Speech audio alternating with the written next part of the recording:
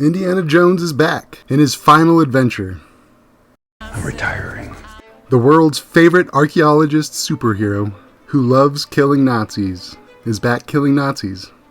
So I purposely went into this film with no knowledge. I didn't look up anything about it. I didn't see any trailers. I didn't know who was in it. Nothing. I was completely oblivious. I had no expectations. And if you're watching this, you're not taking my approach, but that's fine. Let me help you. So Spielberg didn't direct it.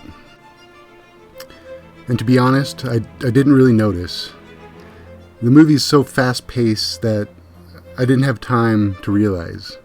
James Mangold is not a bad... He's a good director. He did a great job.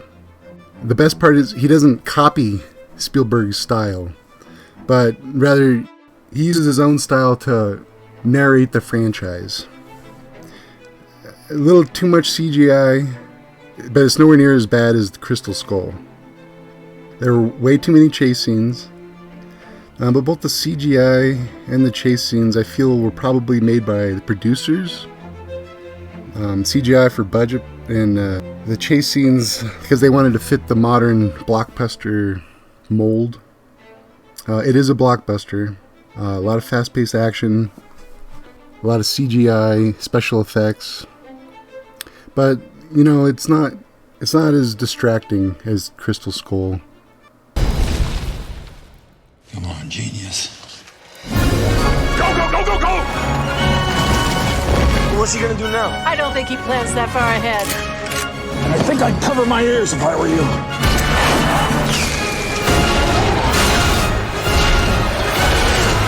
Yeah, for The Last Crusade, I don't even think CGI existed.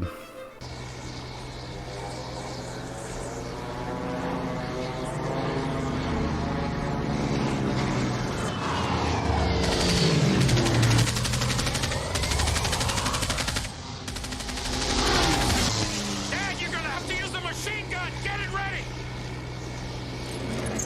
11 o'clock. Dad, 11 o'clock. What happens at 11 o'clock? 12, 11, 10, 11 o'clock, fire! Well, they had primitive CGI.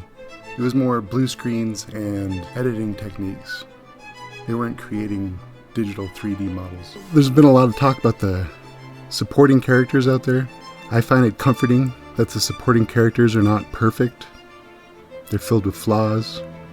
I think this makes it more realistic for me. You stole it. Then you stole it. And then I stole it. It's called capitalism. And the second act is a bit of a slog fest. A lot of chasing and they jump from scene to scene, action to action, and it's kind of a lot to get through. A lot of long chase scenes. But I personally, as a history buff, loved the climax. It wasn't perfect, but it was orders of magnitude better than what I was expecting going into this. And I was happy with the ending. I felt like, you know, I'm not going to spoil anything, but I was content. You need to see this in theaters. Watching it on a tiny screen just might not do it justice. I see a lot of bad reviews for this. And honestly, looking at all the other reviews out there, it seems like people made up their mind before they even saw the film. And they just expected a Crystal Skull 2.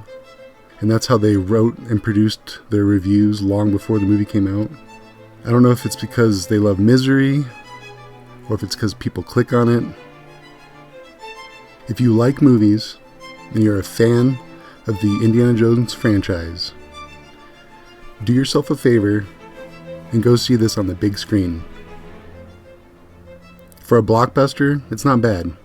And at the very least, you will stay entertained the entire time. As if summer moviegoing was about reaching some deeper enlightenment in the first place. Indy! Give 'em hell, Indiana Jones! A few times in my life I've seen things. I've been tortured with voodoo. Been shot 9 times. Including once by your father. Sorry! But I've been looking for this all my life.